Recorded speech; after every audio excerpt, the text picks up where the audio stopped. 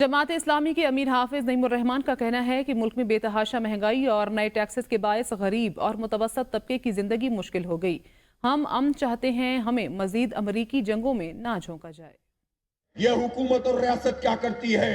ना हमें तालीम दें, तालीमी इदारे तबाह करते चले जाएं, तालीम को खरीदना पड़ जाए, सेहत की सहूलतें बर्बाद करते चले जाएं और अमन भी ये ना दे सकें और फिर ये कहें कि चूंकि अमन नहीं है लिहाजा फौजी ऑपरेशन करेंगे।